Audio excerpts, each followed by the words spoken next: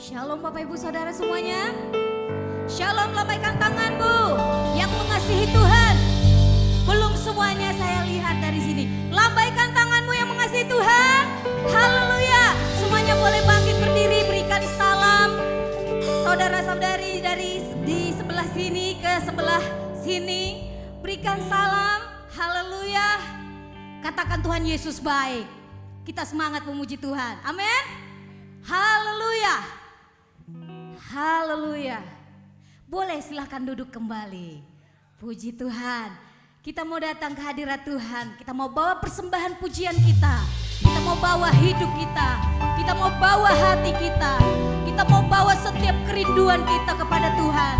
Kita bersyukur bahwa sebagaimana kita ada di tempat ini, semua karena kasih karunia Tuhan. Semua karena kemurahan Tuhan. Semua karena kebaikan Tuhan. Semua karena Tuhan.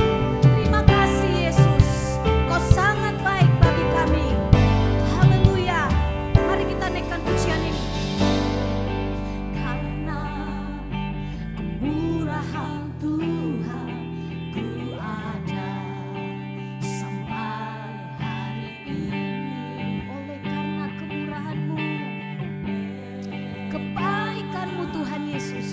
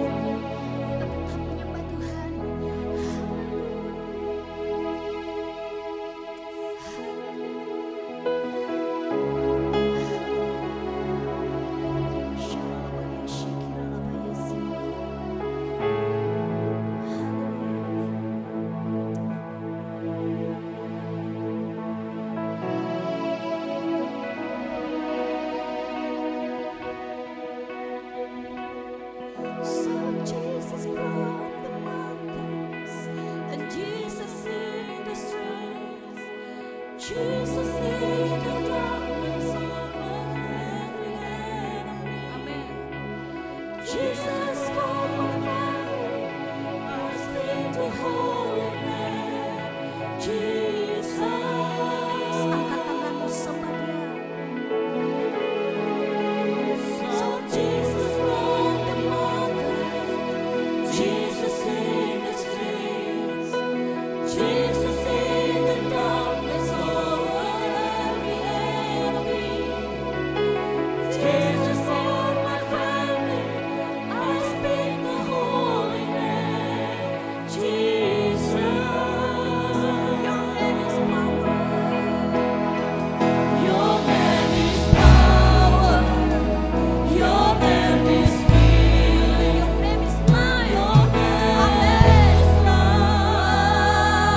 Break every stronghold. Break every Shine through the stronghold. shadows. Shine through the Amen. Burn like a fire. Run like Yes, hallelujah. Your name is power. Jesus. your name is power. Your name is healing. Your name is life. Your name is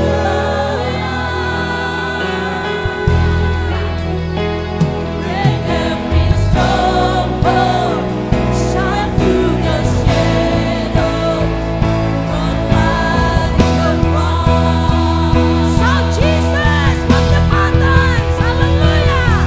Shout Jesus on the mountains, Jesus in the streets, Jesus in the darkness over every enemy. Jesus for my family, I speak the holy name. Jesus, Shout Jesus from the mountain. Hallelujah. shout Jesus from the mountains, Jesus in the streets, Jesus in the darkness over every enemy. Jesus, hallelujah, I speak the holy name. Jesus, your name is power. Hallelujah. Your name is power. Your name is healing. Your name is life. Break every stronghold. Shine through the shadows. Burn like a fire. Your name is Hallelujah. Your name is power. Jesus. Your name is Hallelujah. Your name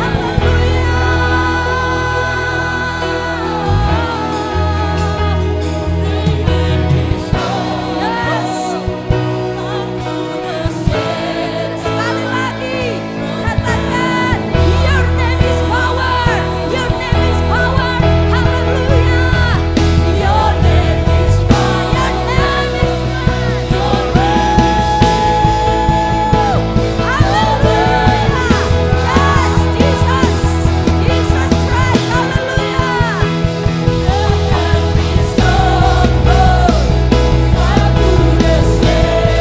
Your name is power. Your name is power. Namamu adalah kekuatan kami, Tuhan. Your name is healing. Menyembuhkan. Oh, di dalam namamu ada kehidupan, Tuhan. Haleluya.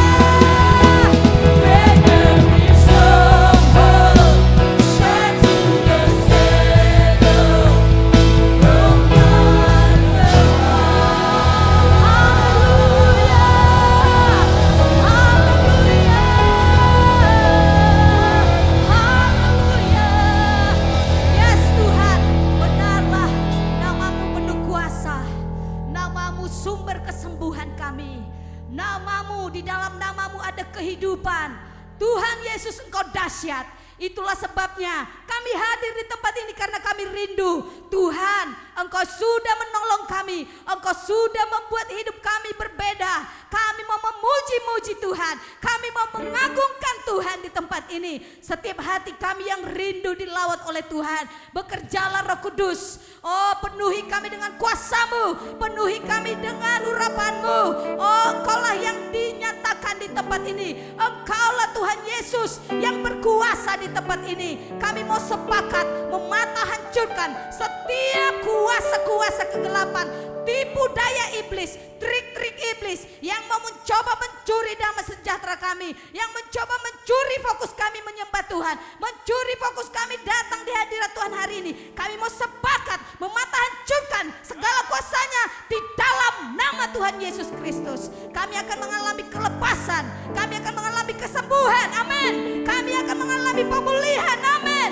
Kami akan mengalami kelegaan. Setiap umat-Mu yang hadir di tempat ini dalam segala kondisi, kami akan pulang sebagai pemenang. Kami pulang lebih dari pemenang di dalam nama Tuhan Yesus, nama yang penuh kuasa, nama yang penuh kuasa dan kedahsyatan. Oh, dalam nama Tuhan Yesus kami mau lebih lagi bersorak-sorai bagi nama-Mu. Haleluya. Sama-sama dengan saya katakan amin. Haleluya. Haleluya. Diberkati. Puji Tuhan. Haleluya. Kita mau bersemangat memuji Tuhan. Mari kita sambut Sang Raja. Haleluya. Kami sambut Kau Tuhan dalam hidup kami.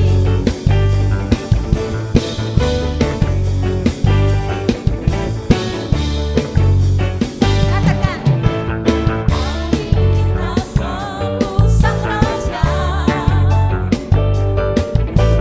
Mari kita puji namanya. Dia yang maha mulia,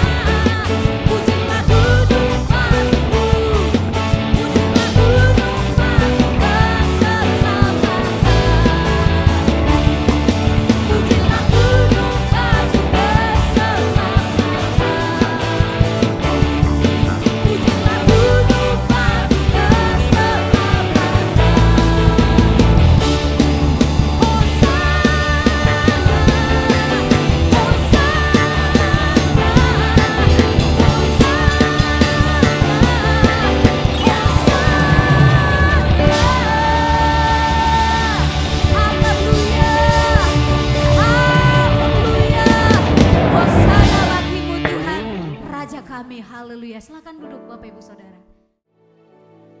Kita siapkan hati kita. Mari saya undang jemaat Tuhan, kita bangkit berdiri. Kita menghormati hadirat Tuhan, kita semua bangkit berdiri. Dan kita naikkan pujian bagi Tuhan Yesus. Haleluya. Walau ku harus berjalan dalam lembah kekelaman, perlindungan-Mu, oh Tuhan, nyatalah bagi hidupku. Tiada pernah sedetik pun, tiada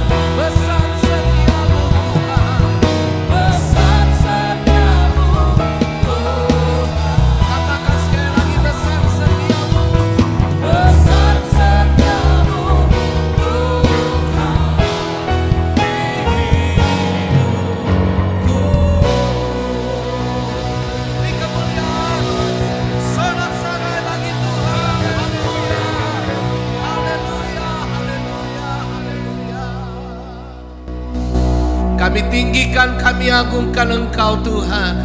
Sebab Engkau Tuhan yang bertahta di tengah-tengah kami, bertahta atas pujian kami, bertahta atas setiap penyembahan kami. Dan kami percaya itu sudah menyenangkan akan hati-Mu, menjadi dupa yang berbau harum, menyenangkan tahta hadirat Tuhan. Dan berkat Tuhan menjadi bagian kehidupan kami semua. Berdoa untuk para pelayan-pelayan pujian yang melayani pekerjaan-Mu pagi ini. Kembalikan urapan baru dalam setiap pelayanan mereka. Pemimpin pujian, singers, pemain musik, penari tamborin Tuhan, multimedia. Engkau memberkati pelayanan mereka semua. Terima kasih Tuhan. Saatnya tiba Tuhan. Kami mau duduk tenang untuk mendengarkan suara-Mu. Kau ingin berbicara bagi kami, menyampaikan isi hati. Kami percaya berkat firman Tuhan memberkati kami pada pagi hari ini. Urapi hamba-Mu Tuhan. Hamba-Mu tidak ada apa-apanya, tapi sembunyikan hamba-Mu di balik salib-Mu untuk menyatakan segala kemurahan, menyampaikan isi hati Tuhan melalui kebenaran firman-Mu pada pagi hari ini. Urapi juga seluruh jemaat-Mu, biar tanah hati kami menjadi tanah hati yang paling baik untuk ditaburi oleh kebenaran firman Tuhan pada pagi hari ini. Terima kasih Tuhan. Kami patahkan setiap kuasa roh jahat yang mau menghalangi kami menerima berkat firman Tuhan pagi ini. Apapun itu, kalau ada di tengah-tengah kami, ada dalam hati kami, bersepakat kami hardik itu di dalam nama Tuhan Yesus. Biar kuasa darah Yesus menutup bungkus kami, memberi kami kebebasan oleh roh-Mu untuk menerima berkat firman Tuhan pagi ini. Berfirmanlah Bapa, kami siap untuk mendengar firman-Mu di dalam nama Tuhan Yesus Kristus, Tuhan dan Juru Selamat kami yang hidup. Haleluya, amin. Silakan duduk Bapak Ibu yang diberkati Tuhan. Haleluya, shalom. Puji Tuhan, saya bersuka cita sekali pagi ini boleh ada di tengah-tengah jemaat dan hamba-hamba Tuhan GBI Batu Merah di tempat ini. Oh, Tanah Merah. Iya ya, Frederick dari kemarin Batu Merah terus tuh, sampai Frederick. Iya, protes saya kayak di Tanah Merah kali kayak di. Puji Tuhan. Iya, tetapi ada yang beda pagi ini. Saya ada di sini. Biasanya saya melihat senyum Om Doli, tetapi beliau sudah tidak ada di tengah-tengah kita. Saya anak rohani dari beliau yang salah satunya juga sangat sedih kehilangan beliau. Waktu tahu beliau meninggal, saya telepon adik saya Frederick dan saya nangis sejadi-jadinya karena saya sangat merasa kehilangan seorang bapak rohani yang banyak saya belajar dari beliau tentang kesetiaan sampai akhir hayat. Nah, ini pekerjaan Tuhan.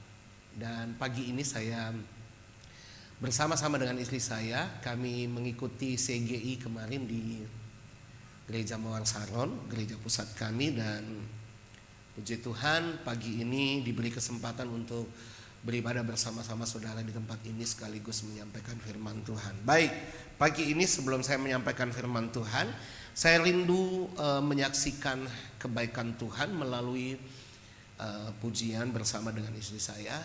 Nanti mungkin saya bisa perkenalkan istri saya. Maju Mami. Iya. Nah, inilah istri saya saudara. Puji Tuhan. Seperti yang pernah saya bilang dalam khotbah saya, waktu saya minta jodoh pada Tuhan, saya bilang, Tuhan, saya tidak minta seorang istri atau seorang pendamping hidup yang punya titel pendeta di depannya lalu berderet titel-titel teologi di belakang namanya. Tetapi cukup Tuhan, saya minta satu aja, seorang istri yang punya hati seorang hamba. Saya cerita sedikit tentang istri saya saudara. Sebelum kami menikah, istri saya ini seorang manajer yang punya 14 salon dan spa di daerah Kuta, Seminyak, Kuta dan Seminyak. 14 salon dan spa di hotel-hotel berbintang.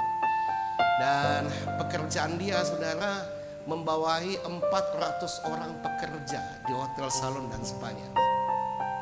Ya, sekitar gitu. Dan saudara, pada waktu bom Bali pertama meledak saudara, salon dan spanya itu tutup langsung 10, tinggal 4. Dan pada waktu bom Bali yang kedua meledak, 4-nya itu pun juga ikut tutup. dan gulung tikar, saudara. Ya, itu tahun-tahun dimana kami bergumul mau menikah. Dan puji Tuhan saudara, saya bilang ini waktunya Mami ikut saya melayani pekerjaan Tuhan. Dan saudara, sampai hari ini dia setia mendampingi saya melayani pekerjaan Tuhan. Kalau pekerjaannya dulu bawa mobil sendiri saudara, ya, naik turun mobil kesana kemari mengunjungi salon dan spanya dengan baju yang seorang manajer, minyak wangi yang begitu harum sekali. Tetapi saudara, dia meninggalkan semua itu, dan jangan heran kalau ke rumah kami dia cuma pakai daster, saudara. Ya, karena dia juga seorang ibu rumah tangga. Selain ibu rumah tangga, dia juga membantu pelayanan saya membuat kue. Ya, membuat kue, dan kue-kue itulah kami bawa ke toko-toko untuk menopang pelayanan pekerjaan Tuhan. Dan saya beri kesaksian sedikit tentang lagu yang akan kami nyanyikan ini. Ya. Shalom. Iya, kok lemes belum makan pastinya ya. Shalom. Haleluya, begitu ya. Jadi lagu ini saya dapatkan dengan dari firman Tuhan, dan ada tetangga saya yang mereka memerlukan Tuhan Yesus ya. Jadi di sini saya melihat bahwa Tuhan itu baik. Sebenarnya memang Tuhan itu baik. Amin. Siapa di sini yang pernah kesaksian tentang Tuhan Yesus di pasar, di tetangga, angkat tangan. Yang pernah menyaksikan bahwa Tuhan Yesus baik. Ya, puji Tuhan, hanya beberapa ya. Ya. Kita harus bersaksi kalau kita sudah ditebus oleh Tuhan, maka kita harus bersaksi tentang Tuhan Yesus. Karena Tuhan Yesus sendiri mempunyai hati yang penuh dengan belas kasihan. Saya sedikit membacakan dari Matius 9 ayat 36. Melihat orang banyak itu, tergeraklah hati Yesus oleh belas kasihan kepada mereka, karena mereka lelah, terlantar seperti domba yang tidak bergembala. Ya, jadi kalau kita melihat orang-orang yang membutuhkan Tuhan, cepat ambil, cepat tangkap, cepat saksikan kebaikan Tuhan kepada mereka. Puji Tuhan, sampai lagu ini tercipta mungkin sering kali didengar ya. Sebenarnya banyak lagu yang sudah saya buat, tetapi ini biarlah melekat di dalam setiap hati kita bahwa kita harus menyaksikan cinta Tuhan.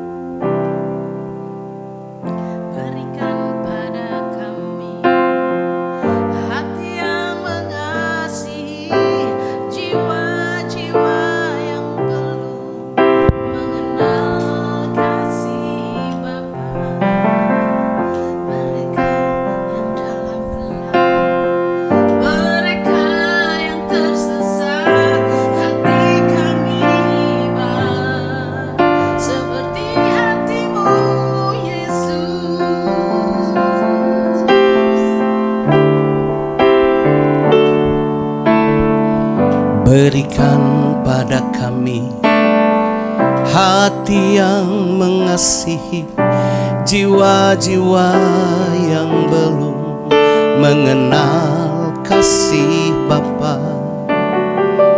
Mereka yang dalam gelap, mereka yang tersesat, hati kami iba seperti hatimu Yesus. Tuhan, ini tugas kami, beri keberanian bagi kami. Taruhlah roh yang rela melayani dan menyenangkan hati Tuhan, itu yang kuingini.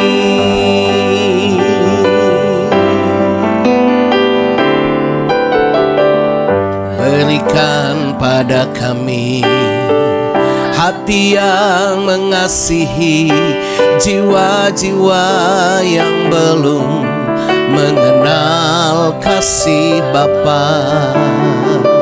Mereka yang dalam gelap, mereka yang tersesat, hati kami iba seperti hatimu Yesus. Tuhan, ini tugas kami, beri keberanian bagi kami. Taruhlah roh yang rela melayani dan menyenangkan hati Tuhan, itu yang kuingini. Tuhan, ini tugas kami, keberanian bagi kami. Taruhlah roh yang rela melayani dan menyenangkan hati Tuhan, itu yang kuingini. Dan menyenangkan hati Tuhan, itu yang kuingini. Dan menyenangkan hati Tuhan, itu yang kuingini.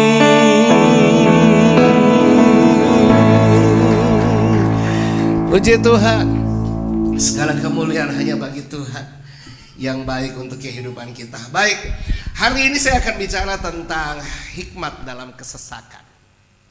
Siapa di antara kita yang tidak merasakan bagaimana susahnya hidup sekarang? Bisa angkat tangan? Ada yang tidak merasakan susahnya hidup? Iya. Kemarin saudara, di atas bus dari Singaraja menuju ke Surabaya, karena kami melalui darat dan laut kemarin datang ke Jakarta mengikuti CGI. Jadi dari Singaraja kami naik bus ke Surabaya, dan dari Surabaya naik kapal laut ke Jakarta sini. Di atas bus saudara, ada dua anak muda lagi terlibat percakapan sementara busnya jalan.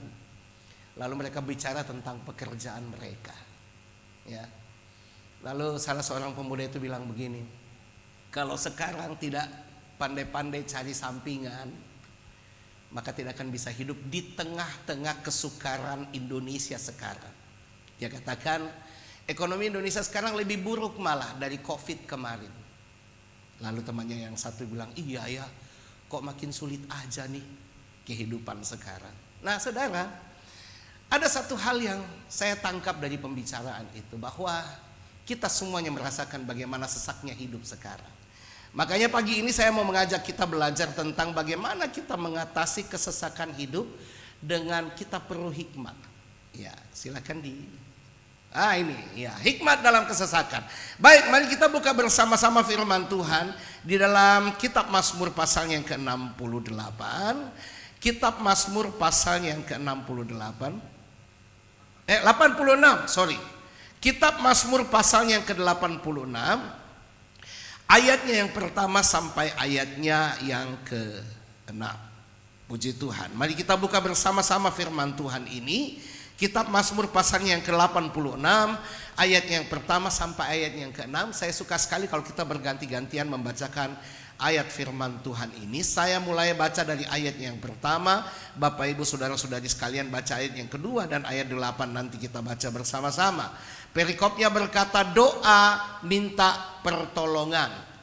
Doa minta pertolongan. Saya mulai dengan ayat yang pertama. Doa Daud.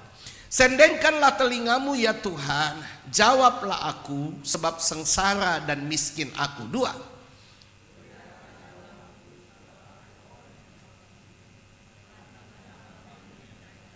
Engkau adalah Allahku, kasihanilah aku ya Tuhan, sebab kepadamulah aku berseru sepanjang hari.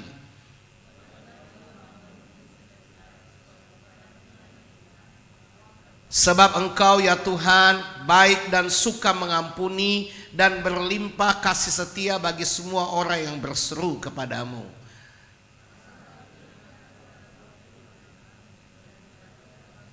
Permohonanku. Amin. Puji Tuhan. Sekian jauh pembacaan firman Tuhan pada pagi hari ini. Saya katakan tadi, pagi ini kita akan belajar tentang bagaimana kita perlu memiliki yang namanya hikmat pada waktu kita menghadapi yang namanya kesesakan. Baik, sebelum kita bicara tentang itu, kita perlu tahu dulu apa itu kesesakan. Kesesakan, pindahkan. Kesesakan itu artinya begini, kata kesesakan itu memiliki konotasi pada suatu yang bernama kesukaran. Kesesakan itu juga bisa berarti kekurangan atau sejenisnya. Atau dalam bahasa anak-anak Tuhan seringkali mengatakan atau mengkonotasikan kesesakan itu adalah pergumulan, permasalahan, himpitan hidup, dan macam-macam. Nah, tentunya kesesakan ini adalah situasi yang sangat-sangat tidak disukai oleh yang namanya manusia. Tetapi kenyataannya pasti kita akan mengalaminya. Kita pasti akan mengalami yang namanya kesesakan dalam hidup ini. Nah, pada masa kesesakan, pada masa kesulitan inilah yang paling penting saudara dan saya miliki dalam hidup ini, yang sangat diperlukan dalam hidup ini, itulah yang bernama hikmat. Kita perlu memiliki yang namanya hikmat yang nantinya akan menuntun kehidupan saudara dan saya kepada jalan keluar, kepada jalan yang Tuhan tunjukkan bagi hidup saudara dan saya.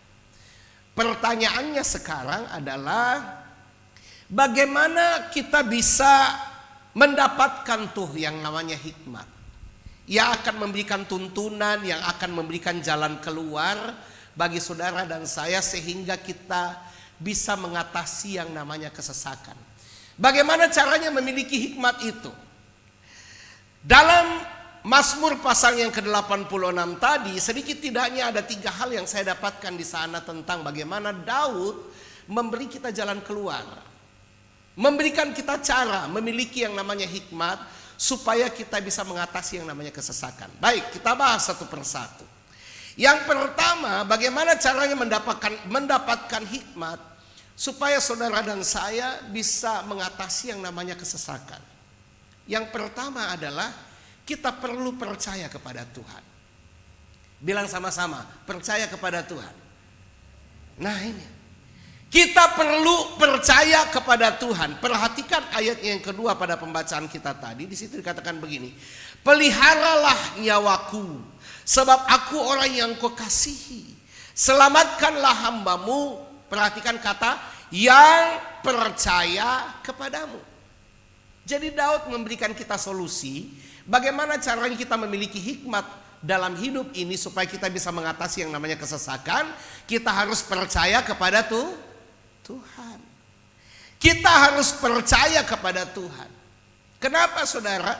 Sebab di dalam segala kondisi yang terjadi dalam kehidupan kita ini, satu hal yang harus kita tahu, kita yakini bahwa ada Tuhan yang mengontrol kehidupan kita semua. Amin saudara.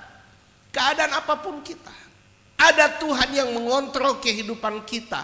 Tuhan yang sudah memiliki skenario hidup kita, setiap manusia, ya, baik itu dalam suka maupun duka, keadaan baik atau tidak baik kondisinya atau kondisinya sulit sekalipun, Tuhan sudah punya skenarionya masing-masing. Makanya ada lagu sekuler yang bilang begini, dunia ini panggung sandiwara. Ceritanya itu mudah berubah-ubah. Karena apa saudara? Ada sutradaranya yang mengatur jalannya cerita hidup di atas panggung itu. Itulah hidup kita manusia. Skenarionya Tuhan sudah pegang.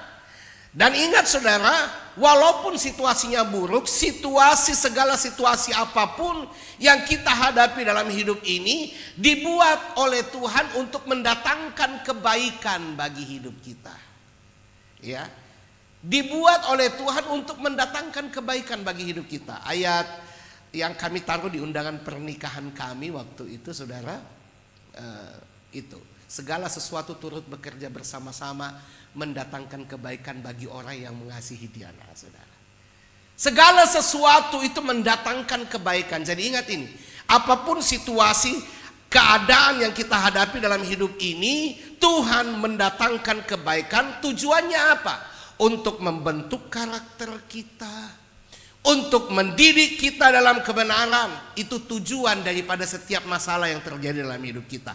Artinya bahwa Alkitab menyatakan bahwa Ia tidak pernah merancangkan hal yang buruk bagi hidup saudara dan saya. Cukup percaya kepada Tuhan saja. Bapak Ibu yang diberkati Tuhan, saya ada di satu pulau yang mayoritas itu adalah orang-orang yang masih percaya kepada kekuatan-kekuatan yang lain. Ya. Walaupun tingkat pendidikan mereka itu bagus-bagus, saudara. Ya. Tetapi kalau mereka sudah ketemu dengan yang namanya kesesakan, apalagi sakit penyakit, saudara, mereka pasti ke dokter, cari pertolongan medis. Tetapi satu hal yang mereka lakukan adalah cari dulu tuh yang namanya orang pintar. Nah, saudara, apakah di antara kita masih ada seperti itu di sini? Ya, pada waktu sakit cari dukun dong dulu. Cari orang pintar dulu, jangan-jangan sakit ini ada yang buat nih. Ada yang kirim nih, saudara. Ya. Jangan, saudara. Jangan lari kepada solusi yang belum pasti dalam kehidupan kita. Cukup percaya kepada Tuhan. Cukup percaya kepada Tuhan. Saya kasih kesaksian ini, saudara. Ada satu jemaat kami yang bernama Ibu Misnati. Dia dari Jawa, orang Bondowoso ya, orang Bondowoso. Suaminya Chinese. Dan ibu ini, saudara, awalnya itu dia cuma tekanan darah tinggi. Dan memang tekanan darah tingginya itu sudah pernah sampai 200, saudara. Dan perlahan tapi pasti mulai menyerang ginjalnya, asam uratnya, apalagi rematik dia juga alami. Dan banyak macam penyakit mulai datang menggerogoti tubuhnya. Sampai akhirnya, saudara, pengaruh ke ginjalnya. Nah, karena pengaruh ke ginjal, saudara, akhirnya dokter bilang dia harus cuci darah. Cuci darah seminggu itu 2 kali. Untungnya dia pakai BPJS, saudara. Cuci darah. Setelah cuci darah beberapa bulan, saudara, tiba-tiba ibu ini drop dan harus masuk rumah sakit. Ya, ginjalnya parah, saudara, asam uratnya, kolesterolnya, gula darahnya, semuanya parah. Dan pada waktu parah-parahnya, saudara, di dalam rumah sakit itu hampir sebulan. Ya, di mana hampir sebulan itu kira-kira tinggal beberapa hari di rumah sakit, hampir sebulan, saudara. Jadi setiap minggu walaupun dalam perawatan di rumah sakit, dia harus tetap menjalani yang namanya cuci darah. Dan beberapa hari sebelum 1 bulan itu dia tidur, saudara. Lalu tiba-tiba dia bermimpi. Ya. Karena ruang tempat dia dirawat itu, saudara, panjang ke sana dari depan ke sini, saudara. Lalu dia lihat dalam koridor rumah sakit itu ada orang laki berbaju putih. Lalu di belakangnya ada rombongan yang banyak sekali di belakangnya itu. Lalu laki-laki yang baju putih yang ada di depan itu jalan dari koridor depan pintu masuk ke dalam ruangan itu, teriak begini, "Mujizat datang, mujizat datang." Nah, setiap kali laki-laki yang di depan ini mengatakan mujizat datang, orang-orang yang di belakangnya pun juga teriak seperti itu, saudara. Mujizat datang, mujizat datang. Dan saudara, Ibu Misnati ini lihat, ini orang ada apa, ngapain? Teriak-teriak mujizat datang, mujizat datang. Dan betapa kagetnya dia dalam mimpinya, saudara. Laki-laki yang berbaju putih itu datang ke tempat tidurnya. Dan orang-orang di belakangnya itu mengelilingi tempat tidurnya dia, saudara. Lalu di tempat tidur itu kata-kata itu terus disampaikan. Laki-laki ini tidak ngomong yang lain, saudara. Enggak nyapa Ibu Misnati, enggak, saudara. Cuma bilang mujizat datang, mujizat datang. Dan terbangunlah Ibu Misnati, saudara. Subuh-subuh. Pada waktu dia terbangun, saudara, dia lihat itu selang yang dipasang di sininya, saudara, ini Di atas tulang belikatnya itu saudara dipasang, untuk setiap kali dia cuci darah itu melalui selang itu saudara. Tiba-tiba lepas, ada di sampingnya dia saudara. Besok paginya saudara, suster datang untuk periksa dia.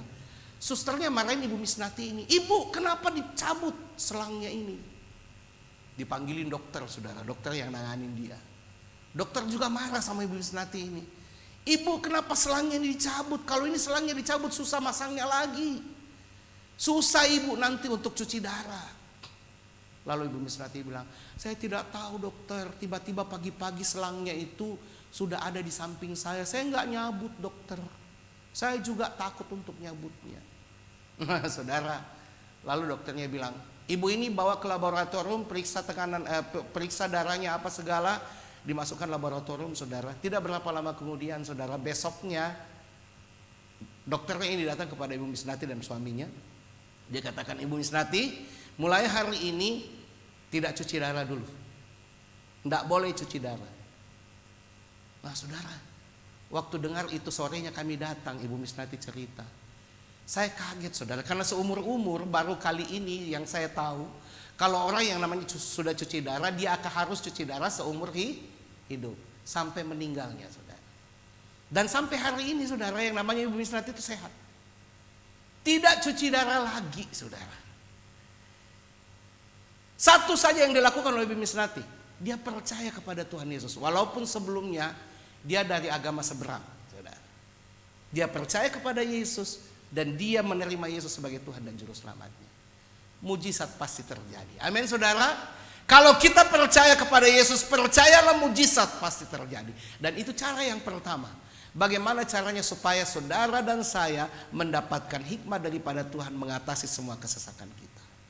Yang kedua, yang saudara dan saya harus lakukan, bagaimana caranya mendapatkan hikmat untuk mengatasi segala kesesakan kita adalah, yang kedua, kita perlu berseru kepada Tuhan. Ayatnya yang ketiga bilang begini, "Engkau adalah Allahku, kasihanilah aku ya Tuhan. Sebab kepadamulah aku," garis bawahi kata, "berseru sepanjang hari." Kita perlu berseru kepada Tuhan saudara. Kitab Mazmur ini menuliskan bahwa ketika Daud mengalami yang namanya kesesakan, satu hal saja yang dia lakukan.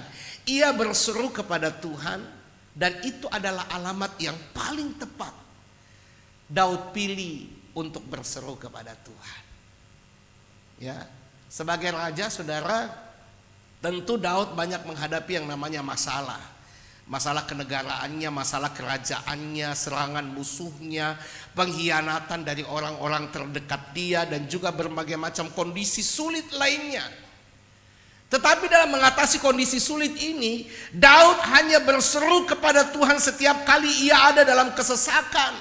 Ia menjerit dan menangis, menumpahkan segala ketakutan dan kekhawatirannya yang menghinggapi dirinya. Sebab Daud tahu bahwa jika ia berseru kepada Tuhan, maka Tuhan pasti mendengarkan dia.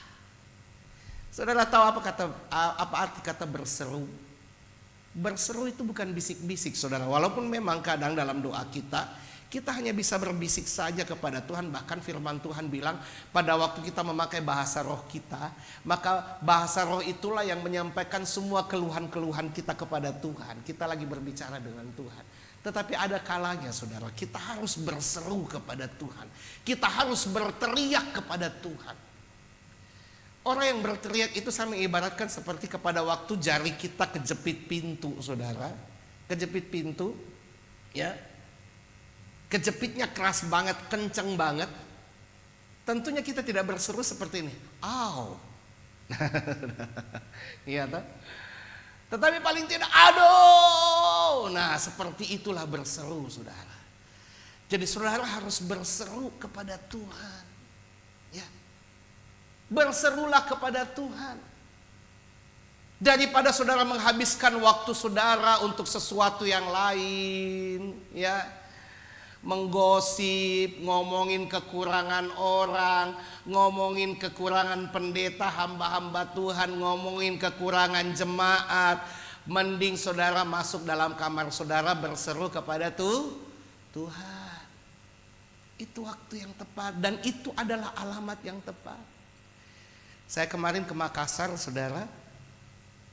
Ada seorang hamba Tuhan bilang begini, Kak Edi, di kampung sini, di daerah itu maksudnya, bukan cuma ibu-ibu loh Kak Edi yang suka menggosip.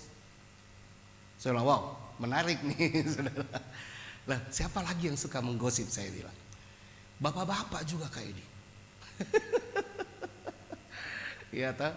Sampai di satu tempat itu dia tunjukin, saudara. Kak Edi pernah lewat nggak di depan tempat itu? Saya bilang, iya pernah dengar. Kak Edi ada lihat nggak ada meja bundar di situ? Di sampingnya rumah itu, saudara. Iya tak? Nggak usah lah, saya bilang ngomong aja deh. Sampingnya gereja, saudara. Sampingnya gereja, saudara. Ada halamannya, di situ ada meja bundar, saudara. Lalu saudara ini bilang begini, itu kalau sore Kak Edi, bapak-bapaknya gereja itu udah ngumpul di situ.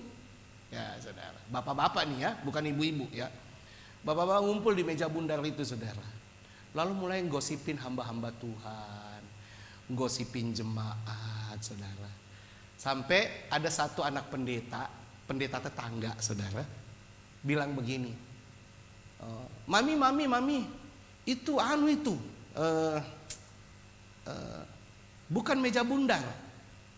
Lalu mami ini bilang, ibu ini bilang, lalu meja apa nak? Namanya Karen anak ini.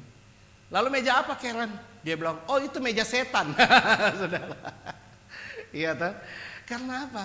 Di situ tempatnya bukan membicarakan sesuatu yang baik, bicarakan kebaikan orang, tapi bicarain masalah kelemahan orang, cari-cari kesalahan di sana.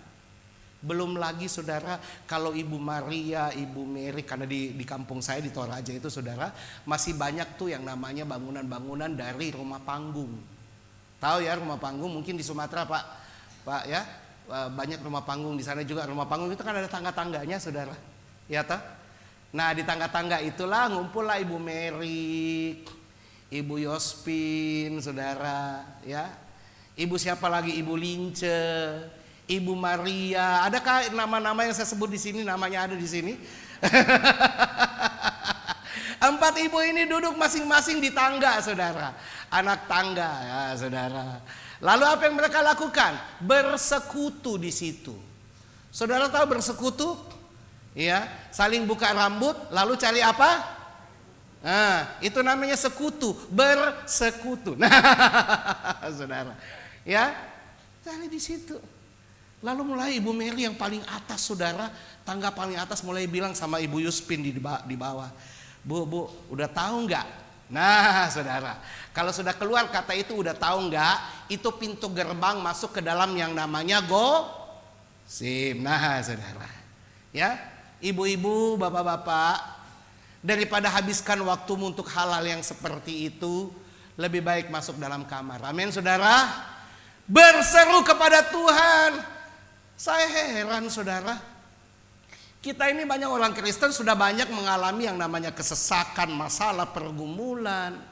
Tapi bukannya cari Tuhan, kita malah makin menjauh dari Tuhan. Ya, saya lihat tadi di depan, saudara. Saya tahu itu orang Kristen. Ya. Tapi jam segitu, saudara, saya tidak lihat ada persiapannya mau pergi ke gereja. Ya, saya lihat di depan tadi. Saya kenal orang itu. Tapi saya lihat kok ini Bapak tidak ada persiapan untuk pergi ke gereja lah. Ya. Kayak baru bangun tidur gitu loh, saudara. Orang Makassar bilang masih busu-busu. Nah, saudara. Iya toh? Belum cuci muka kali. Tidak ada persiapannya mau ke gereja. Ini hari Minggu loh. Cari Tuhan. Kita akan semakin susah kalau kita jauh dari Tuhan. Amin, saudara. Iya. Jawaban doa apa yang kita bisa dapatkan kalau kita tidak dekat dengan Tuhan? Ya. Jawaban doa apa, saudara? Kita akan semakin susah dalam hidup ini kalau kita jauh dari Tuhan. Makanya yang kedua tadi di situ katakan, kita harus berseru kepada Tuhan. Berserulah kepada Tuhan. Jangan habiskan waktumu dengan hal-hal yang tidak baik, hal-hal yang tidak berguna, hal-hal yang tidak mendatangkan manfaat, tetapi berserulah kepada Tuhan. Yang ketiga, yang terakhir, apa yang saudara dan saya harus lakukan supaya kita mendapatkan yang namanya hikmat untuk mengatasi yang namanya kesesakan. Yang terakhir, Daud bilang begini, kita harus berdoa dan memohon kepada Tuhan. Perhatikan ayat yang ke-6. Pasanglah telinga kepada doaku ya Tuhan, dan perhatikanlah suara permohonanku. Kita harus berdoa dan memohon kepada Tuhan. Kenapa saudara? Karena doa itu ibarat kita ini manusia sementara berbicara dengan Tuhan. Kita manusia yang lemah berkomunikasi dengan Tuhan yang maha kuat, yang tidak terbatas kekuatannya. Kita harus sadar itu saudara. Kita ini manusia lemah. Kita tidak punya kekuatan apa-apa kalau tidak kekuatan daripada Tuhan masuk dalam kehidupan kita. Nah, ini yang perlu kita lakukan dalam hidup ini, berseru dan berdoa kepada Tuhan. Karena kita mengharapkan pertolongan dari Allah yang maha besar. Seperti yang Alkitab ajarkan kepada kita bahwa kita dapat berdoa dan memohon kepada Allah. Di dalam doa saudara, kita juga bisa menyampaikan rencana kita, permohonan kita, kerinduan kita kepada Tuhan, namun tetap dalam posisi memohon ya. Tetap dalam posisi memohon. Kadang kita berdoa itu sedikit maksa Tuhan. Kalau Tuhan tidak jawab doaku, aku tidak akan yang namanya gereja-gerejaan lagi Tuhan. Saudara, itu maksa namanya. Bukan memohon. Memohon itu artinya kita beri kedaulatan kepada Tuhan untuk mengabulkan doa kita. Sebab itu adalah haknya Tuhan. Ya. Memohon itu artinya begini, kita memberi kedaulatan kepada Tuhan untuk mengabulkan doa kita. Jadi tidak ada sedikit pun ada unsur untuk memaksa Tuhan mengabulkan doa kita.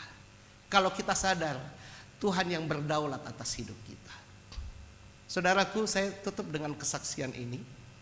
Tahun kemarin anak saya bilang begini, pada waktu dia sudah selesai menamatkan SMK-nya di Singaraja. Dia bilang begini kepada saya, "Papi, saya mau kuliah." Saya bilang sama anak saya, dalam nama Tuhan Yesus, melangkah nak. Anak saya ini tahu sekali pelayanan kami di Singaraja seperti apa.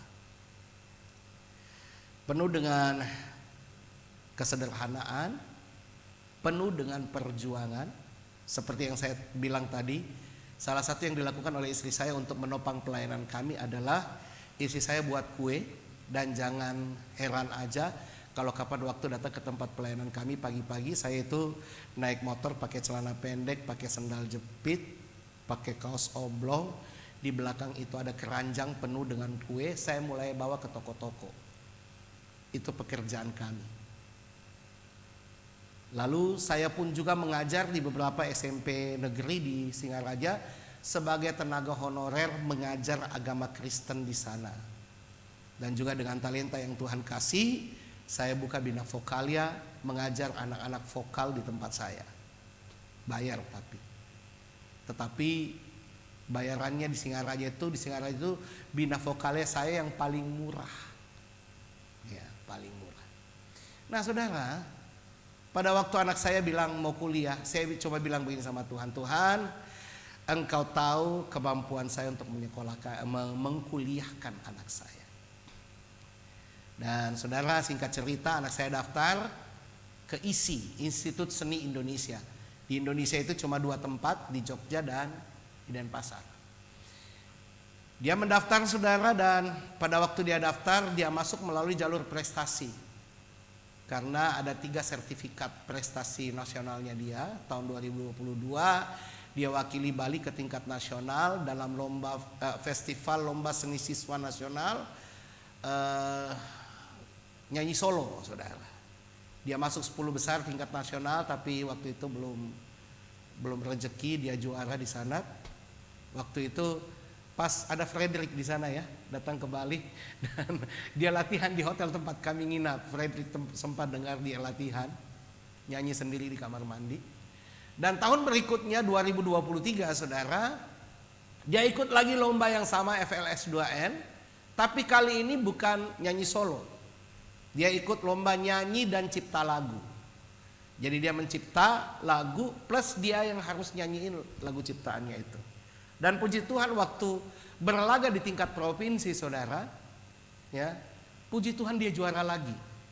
Akhirnya mewakili Bali lagi ke tingkat nasional untuk perlombaan itu. Di tingkat nasional saudara, saya temani dia sampai ke Jakarta. Kami nginap di Hotel Mercure di daerah Dufan situ. Waktu mau jalan saudara, tinggalkan Bali, dia kan harus bawa alat musik saudara. Masing-masing 10 besar tingkat nasional ini harus bawa alat musik masing-masing. Nah, waktu dia mau jalan saudara, dia bawa gitar bututnya dia, gitar kecil, butut udah usang sekali saudara. Dia suka pakai latihan gitar di rumah. Saya bilang sama dia, Tim, nggak usah bawa gitarmu itu nak, nanti di Jakarta saya pinjemin sepupumu punya, bagus. Lalu dia bilang, enggak Pi, saya harus bawa gitar ini karena ini gitar keberuntungan saya. Nah saudara, singkat cerita sampai di Jakarta, masih ada tes lagi dari 8 juri waktu itu tingkat nasional. Juri-juri musik semua. Lalu saudara, di depan juri itu 10 finalis ini ditantang lagu oleh Dewan Juri untuk menciptakan satu lagu baru dalam durasi 2 jam. Dengan alat musik mereka masing-masing. Dan ditentukan temanya dari tema yang di-load oleh mereka. Nah kebetulan waktu itu anak saya dapat tema insan berprestasi kebanggaan bangsa. Nah dalam waktu 2 jam dia harus menciptakan satu lagu baru lagi dengan tema itu. Dan setelah selesai 2 jam, istirahat 1 jam, lalu kemudian dia harus mempresentasikan lagu ciptaannya yang baru ini di depan juri. Puji Tuhan, besoknya saudara, singkat cerita lagi, besoknya pengumuman, betapa kagetnya saya saudara, karena dia masuk salah satu 3 besar waktu itu, dia mendapatkan juara ketiga, mendapatkan medali perunggu. Itu prestasi nasionalnya yang kedua. Lalu yang ketiga 2024, dia ikut lagi bintang radio di tingkat Bali, dan menang lagi di tingkat Bali, mewakili Bali lagi ke tingkat nasional di Manado waktu itu. Nah 3 sertifikat inilah yang dia pakai untuk mendaftar diisi, dan puji Tuhan dia lulus saudara. Waktu lulus saudara, saya tanya sama dia, UKT-mu berapa nak? Lalu dia bilang, kampus kasih saya UKT 7 juta per tahun. Jadi per semester 3,5 juta. Itu sudah UKT yang paling kecil yang dia dapatkan. Dia bilang, teman-teman saya yang lain mimpi, ada yang 12, ada yang 9, ada yang 7, saya yang paling kecil 3,5 per semester. Saya bilang, dalam nama Yesus Tuhan cukupi kebutuhan. Ya. Setiap kali saya berdoa, Tuhan tolong, anakku sudah lulus. Lalu tiba-tiba dia bilang begini, Pi, aku mau daftar lagi beasiswa unggulan program pemerintah. Singkat cerita dia daftar lagi melalui jalur prestasi itu tadi saudara. Dan puji Tuhan akhirnya dia lulus juga dapat beasiswa. Setiap tahun dia dibiayai uang kuliahnya 7 juta. Dan biaya hidupnya per bulan itu dapat 2 juta, dibayar per 6 bulan. Sampai hari ini saudara. Saya bilang itu mujizat Tuhan, karena kita berseru dan berdoa kepada Tuhan. Nah saudara, sampaikan permohonan kepada Tuhan. Tuhan yang punya kuasa, yang memegang kendali atas hidup kita, Dialah yang akan menolong kita. Dia yang akan melepaskan kita dari segala kesesakan kita. Nah kiranya firman Tuhan pagi ini mengantar kita, membawa kita mengerti bahwa ini yang harus kita lakukan untuk mendapatkan hikmat daripada Tuhan dalam mengatasi semua kesesakan kita. Nah kiranya Tuhan memberkati kita dengan firman Tuhan pada pagi hari ini, dan menuntun kita mengerti dan memahami rencana dan maunya Tuhan dalam hidup kita. Tutup Alkitab kita, pemain musik, saya minta maju ke depan. Haleluya. Saya mau mengajak kita nyanyi satu lagu. Kita mau mengamini firman Tuhan yang boleh kita dengarkan pada pagi hari ini. Kita angkat satu pujian, lagu lama saudara, tapi saya suka sekali lagu ini. Ya, Waktu saya masih kecil, kalau papa saya dengan mama saya nyanyikan lagu ini, saya merasakan teduh sekali. Saya hidup di satu keluarga yang sangat sederhana, penuh dengan kesusahan. Tapi pada waktu papa mama saya nyanyikan lagu ini, saudara, kami merasa Tuhan ada bersama-sama dengan kami. Haleluya.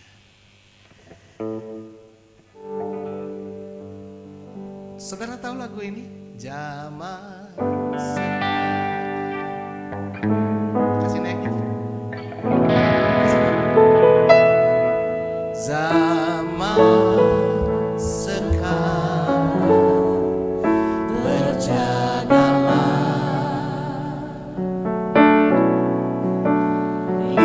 lihat dunia bergelora. Kami dengar sini sana, kami dengar